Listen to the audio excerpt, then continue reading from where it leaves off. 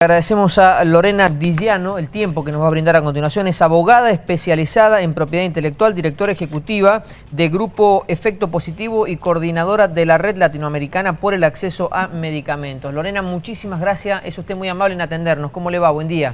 No, por favor, gracias por llamar. Muy bien, muy bien. Buen día para todos y todas. Bueno, como siempre nosotros en la mañana buscamos que nuestro público entienda de qué estamos hablando. Cuando se pide liberación de patentes, justamente, ¿de qué hablamos? Bueno, justamente lo que otorgan las patentes, empecemos a explicar lo que es una patente. Lo que otorgan las patentes son 20 años de exclusividad para el titular de la patente. En estos 20 años solamente el titular puede producir, comercializar, usar lo que está importado. En materia de, porque las patentes se aplican para todas las áreas de la tecnología, pero para las tecnologías médicas esto significa para los países en desarrollo mayormente, porque la mayoría de las patentes, te diría el 99% de las patentes farmacéuticas en nuestros países en desarrollo son extranjeras. Entonces, para nosotros significa un bloqueo de la posibilidad de producir localmente y con otras consecuencias también, como la desindustrialización y la imposibilidad, digamos, de investigar sobre aquello que ya está investigado. Y la verdad que digamos, la campaña que nosotros venimos trabajando ya desde el año pasado, porque yo ayer escuchaba un poco los medios y escuchaba como que esta parecía que fuera una idea de Biden. En realidad, Claro, no es así.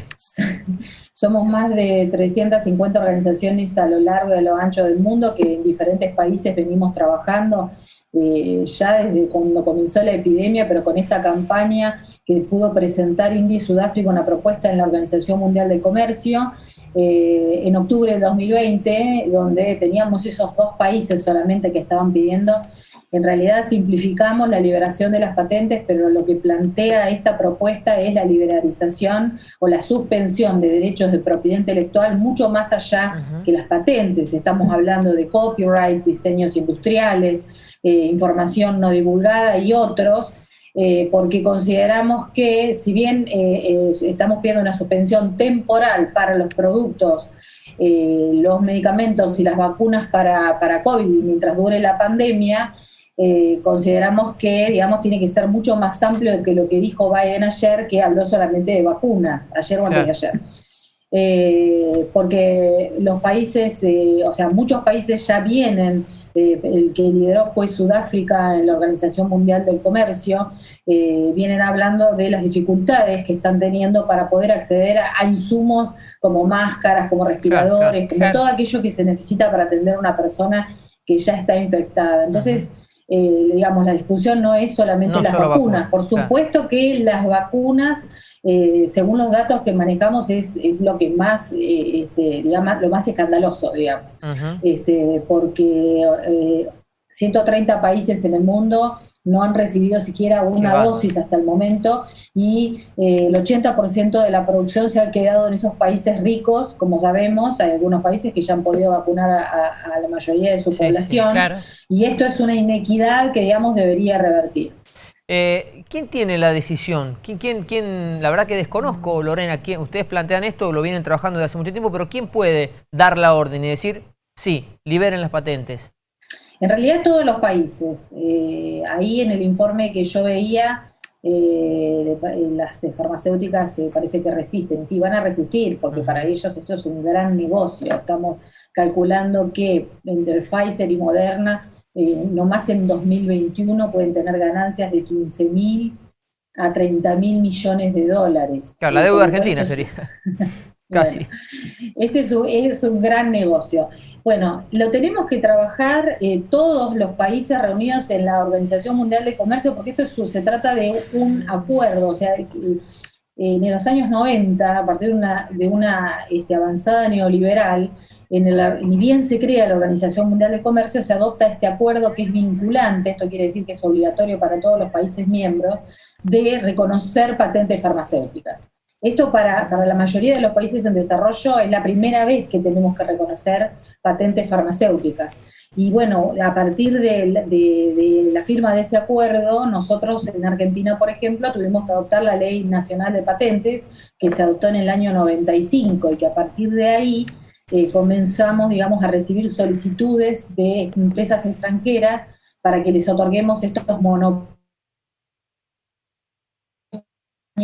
que, vuelvo a decir, significan para el país que no podemos tener producción local, ni privada ni pública, y que haya un solo proveedor en el mercado y, bueno, ahí aumenten los precios. Claro. O sea, hablamos de aumento de precio de un sistema de innovación tecnológica en materia de salud basado en el lucro, digamos, y de países dependientes de la tecnología que desarrollan otros. Hay otros modelos, digamos. La discusión de fondo, bueno, ahora es salir de la emergencia, es que se liberen las patentes, que los países puedan tomar esta decisión, como vuelvo a decir, temporaria, y para COVID, y mientras dure la pandemia, la Organización Mundial del Comercio. Pero en realidad la cuestión de fondo es que tenemos que discutir qué modelo de innovación tecnológica queremos. Y en esto me gusta a mí siempre dar el ejemplo, por ejemplo, de Cuba. Cuba sabemos que tiene un par de vacunas que están en desarrollo clínico avanzado, ¿no? Entonces uno se pregunta, ¿cómo Cuba, una isla, un país chiquito, ¿no? Puede tener un desarrollo de este tipo? Y es porque priorizó, invirtió en la salud y en esa etapa de desarrollo de tecnología.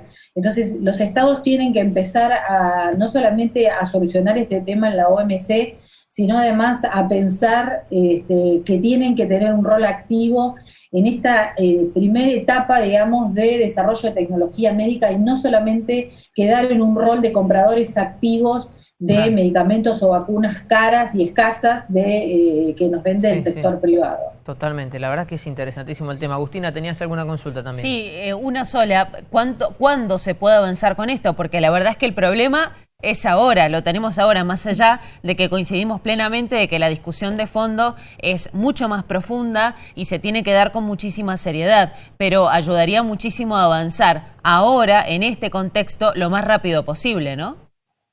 Sí, totalmente. Igual nada es automático, en esto tienen razón. Ayer mismo, la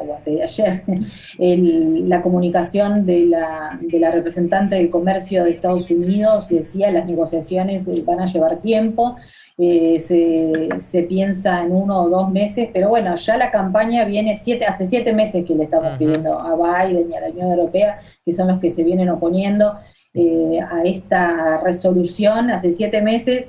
Cuando comenzamos teníamos 1 millón de muertos y hoy ya tenemos más de 3 millones de muertos a nivel mundial. Y la otra cuestión es que, bueno, evidentemente, o sea, no es por ser dura, pero es la primera impresión que uno le da es que las vidas no les interesan, pero si no les interesan las vidas, les deberían interesar las otras áreas del comercio, porque la verdad que la economía mundial está colapsando, y hay un informe que en el marco de la OMC ha dado el Fondo Monetario Internacional de que va a haber en los próximos 2 años una caída de 28 trillones de dólares en la economía mundial, y yo creo que Biden también un poco se convenció, más allá de la presión que generó la sociedad civil y el área progresista dentro de los demócratas, que es la de Bernie Sanders, digamos, también evaluó otras cuestiones como la economía. A nadie le conviene que en el sur global no nos podamos vacunar de manera adecuada, y no estoy hablando solamente de Argentina, de que a cuentagotas vamos recibiendo al menos algunas vacunas,